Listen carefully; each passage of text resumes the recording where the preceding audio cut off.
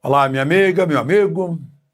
Semana terminando e hora de ler para você o meu artigo que foi publicado em mais de 30 jornais no meio da semana. O artigo é sobre o Brasil no mundo.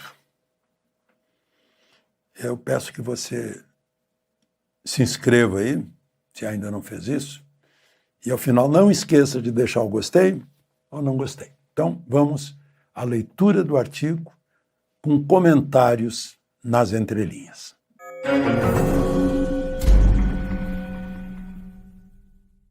O título é Quatro Grandes.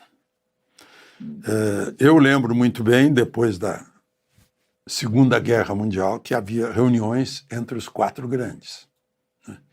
Era Estados Unidos, Rússia, França e Inglaterra.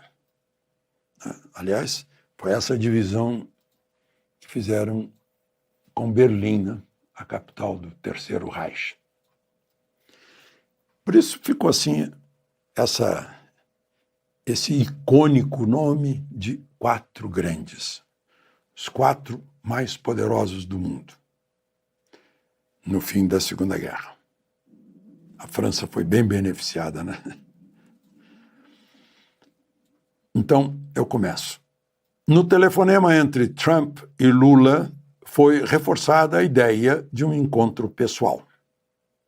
Lula lembrou a possibilidade de se encontrarem na cúpula dos países do leste asiático, na Malásia, dia 26. Dia 26 agora, Kuala Lumpur. Lá estarão, como convidados de sempre, os chefes de governo da Rússia e dos Estados Unidos, que não fazem parte do leste asiático. E, obviamente, o integrante do grupo, o chefe chinês. E se Lula levantou a hipótese de se encontrar com Trump lá, é porque ele foi convidado também. Ele não ia se oferecer assim. Leste asiático é para se contrapor com o Oriente Médio, né? Que é a Ásia ainda, né? A Ásia vai até ali, de um lado do Estreito de Bósforo, lá em Istambul. Bom, o Brasil tem extensão territorial apenas menor que Rússia, China, Estados Unidos, entre os três, e Canadá. Está entre os grandes em território, 8,5 milhões de quilômetros quadrados. Em população, estamos atrás da China e Estados Unidos, entre esses grandes, mas bem à frente da Rússia, com toda aquela extensão territorial. A Rússia começa na Europa e termina na Ásia, né? Vai lá do Báltico até o Estreito de Bering. Em potencial mineral, praticamente equiparam-se os quatro. Mas cá para nós, depois de uma conversa que eu tive hoje, de um conhecedor de Amazônia, eu acho que a gente é campeão em riqueza mineral. Aí eu ponho aqui, equiparam-se os quatro, porque a China tem um grande território, a Rússia também, né? Assim como nas demais riquezas naturais. Temos mais energia solar que os outros três. Não? Pela longitude e pela latitude. Não? Entre o Equador e o Trópico de Capricórnio. Muito sol. Eles estão muito acima do Equador. Temos, aí é uma outra, muito mais do que isso, né? Temos ausência de terremotos e vulcões. São grandes catástrofes naturais.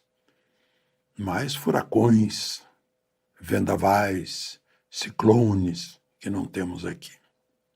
Por que, então, não estamos entre os quatro grandes que poderiam se reunir em Kuala Lumpur e decidir sobre a paz, por exemplo? Paz, Ucrânia, Rússia, paz, Oriente Médio, que o Hamas promete, eu não acredito, né? Segundo parágrafo, vem a resposta. É que não temos poderio militar como os demais, como China, como Estados Unidos, como Rússia. E, além disso, não temos o poderio econômico, como os demais.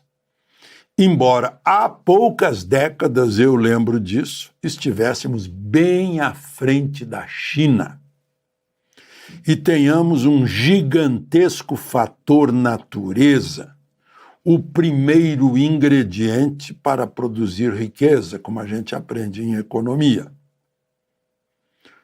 Olhem só, hoje mandamos minério de ferro para a China e importamos de volta da China trilhos forjados com o nosso minério. Nosso ferro vai para o outro lado do mundo e volta como aço.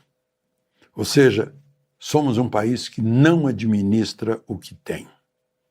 Tampouco estamos entre os 4 grandes porque não projetamos poder político. O chefe de governo do pequenino Israel tem voz mais poderosa que o de Brasília. Há 50 anos, o economista Edmar Baixa cunhou o termo Belíndia. Éramos uma Belíndia, um país pequeno e rico como a Bélgica, mas dentro de um gigante pobre como a Índia. Só que hoje não dá mais para fazer essa criação, porque hoje a Índia nos supera longe. É a 4ª economia do mundo, empatada com o Japão, a Índia. E tem a maior população do globo terrestre. O que nos falta? Educação, que é na família, e ensino, que é nas escolas. Na família, a educação da honestidade, verdade, respeito ao alheio, respeito às leis, senso de pertencer à comunidade, entre tantos outros princípios que tornam a vida melhor e mais fácil. Na escola, para receber os números, as letras, as ciências e o conhecimento do país e do mundo. Não conhecemos sequer o instrumento para argumentar, para expor nossas ideias, que é a língua portuguesa. Não conhecemos o básico para exercer democracia. Neste momento, por exemplo, o deputado Celso Sabino quer ficar no governo como ministro do Turismo sem seguir a ordem do seu partido, o União Brasil. Partido e deputado desconhecem o mais importante: os 142.326 paraenses que lideram a procuração do voto para representá-los na Câmara dos Deputados. O ministro do Esporte, deputado Fufuca, por sua vez, deixou de lado o partido, o PP, e seus 135.078 mandantes para ter um único mandante, Lula. Representação nenhuma resiste a um desprezo desses. O pior é que o eleitor não sabe que é mandante. Nem o pagador de impostos sabe que é o único pagante de tudo que os governos gastam. Último parágrafo. A Constituição acaba de completar 37 anos. A falta de respeito à lei maior origina o desrespeito a todas as demais leis. E aí impera o arbítrio, a vontade de quem tem o poder de aplicar as ordens, a despeito dos princípios consagrados na democracia. Basta imaginar, como confessou o ministro Barroso em entrevista, que voto impresso era um dos pilares do golpe. Quer dizer, um comprovante impresso seria alegado para dar o golpe na crença do tribunal que julga com futurologia, um Minority Report. Como aquele filme em que as pessoas eram presas para não praticar um crime que se imaginava que futuramente elas iam praticar.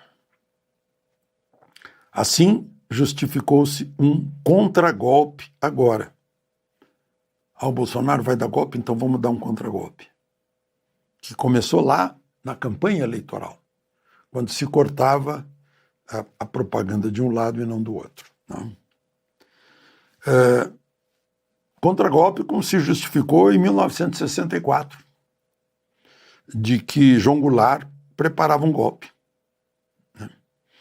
Motivos, todos esses, são motivos do atraso do país em que nem o passado é previsível, porque mudam, contam outra história do passado. Eu sei disso porque eu conheço, fui testemunha do passado desde lá atrás dos anos 40. Este país que poderia estar entre os 4 grandes se tivesse cabeça, conhecimento, civilização para aproveitar o que recebeu da natureza. De Brasília, Alexandre Garcia.